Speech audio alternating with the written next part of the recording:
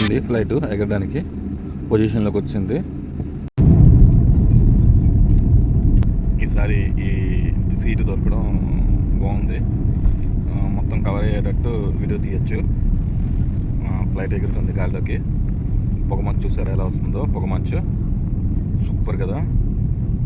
Day view చూడడానికి బాగుంటుంది. Early morning view ఇంకా బాగుంటుంది చూడడానికి. చూసారా ఇప్పుడు భూమి మీద ఉండేటప్పుడు కొంచెం ప్లెయిన్గా ఉంది. కొంచెం ఒక 100 మీటర్స్ పైకి ఎగిరేసరికి ఒక పొగమంచు అనేది కనిపిస్తుంది. ఇంకా అలా పైకి వెళ్ళే కొద్దీ మనకి గాలి పొరలు ఉంటాయి కదా, ఓజోన్ పొరలు, అవి మనం చూడొచ్చు. First layer, second layer, third layer అవి మనం చూడొచ్చు. మన భూమి దగ్గర నుంచి చూసుకుంటే ఇది లాస్ట్ లేయరు, ఆకాశం నుంచి చూసుకుంటే ఫస్ట్ లేయర్. అలా ఇల్లులు అనేవి చిన్నవైపోతాయి, ఇంకా అలా పైకి వెళ్తుంది. ఇంకా ఫ్లైట్ రెక్క అనేది చూడండి అలాగా ఎలా బెండ్ అవుతుంటుందో. ఆ బెండ్ అవ్వడం మీకు కనిపిస్తుంది. అలా బెండ్ అవుతుంది అని అంటే కోర్సు డైరెక్షన్ అనేది మారుతూ ఉంటుంది అన్నమాట.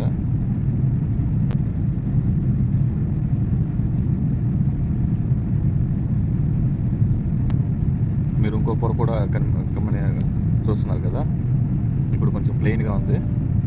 పైకి వెళ్ళే కొద్దీ భూగోళం చూడాలి అని అంటే భూమి మొత్తం తిరగక్కర్లేదు. ఒక్కసారి ఫ్లైట్ ఎక్కితే చాలు, ఇంటర్నేషనల్ ఫ్లైట్ ఎక్కితే చాలు. డే టైం కానీ day time night time 2 views చూస్తే చాలు మనకి భూగోళం చూసినట్టేనే.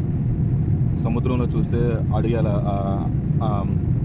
ఎండ్ ఎలా కనిపించదో అలాగే ఆకాశం పైకి ఎగిరేసరికి అలా కనిపించదు అనమాట. బాగుంటుంది. చూస్తున్నారు కదా ఆకాశం ఎలా కనిపిస్తుందో. పైన మొత్తం 3 పొరలు అని చెప్పుకుంటాం కదా. పైన ఒక పొర, మధ్యలో ఒక పొర, కింద ఒక పొర. సూపర్ ఉంది కదా క్లైమేట్.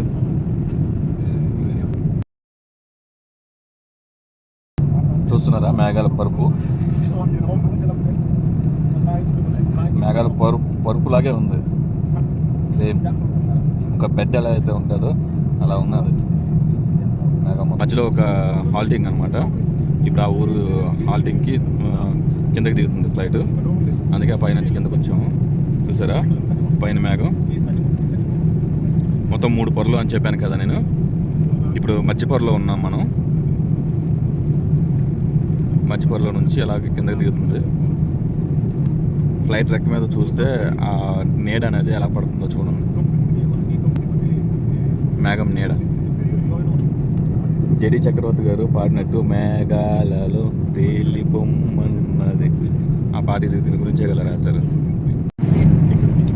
సూర్యకిరణాలు చూస్తున్నారా ఎలా పడుతున్నాయో, ఎలా కనిపిస్తున్నాయో లైన్స్, హారిజాంటల్ లైన్స్లో ఎలా చూస్తున్నారు కదా ఎలా కనిపిస్తున్నాయో లైన్స్.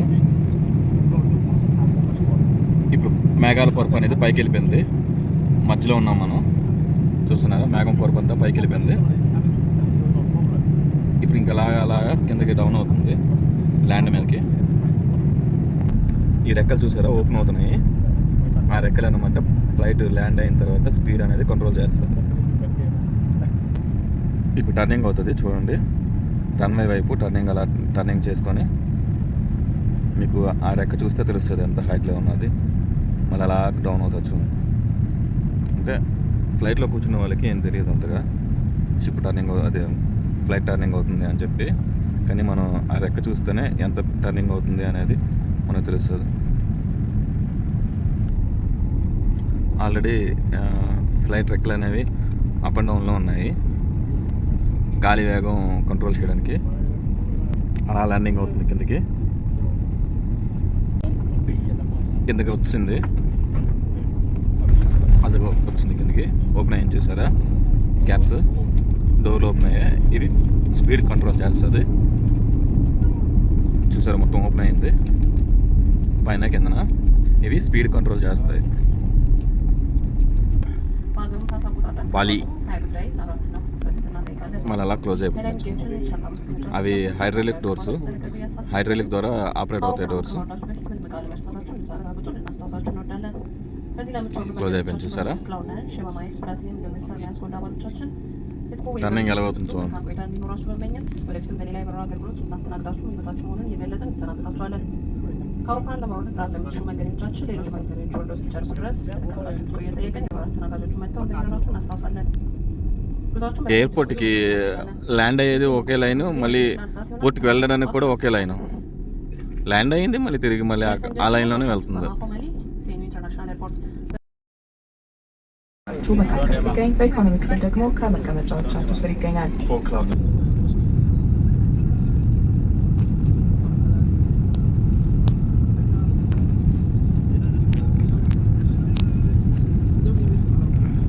ఫ్లైట్లో నేను సినిమా చూస్తున్నాను. ఈ సినిమా నాకు నచ్చింది ఏంటి అంటే మన పని మనం చేసుకొని వెళ్ళిపోతే రెస్పెక్ట్ అనేది తానే వస్తుంది అని. బస్సులు చూసారా, ఇండియాకి ఫ్లైట్కి బస్సులో వెళ్ళాలి ఫ్లైట్ వరకు మొత్తం. ఇది బెంగళూరు, ఈ బస్సు బెంగళూరు, ఢిల్లీ, ముంబై, ఆ తర్వాత ఇంకా వేయటో నాకు తెలీదు. లైన్ ఉన్నాయి బస్సులు. చూసారా, డ్రాయింగ్ వేసుకుంటుంది పాప కూర్చొని రిలాక్స్గా. హాయ్,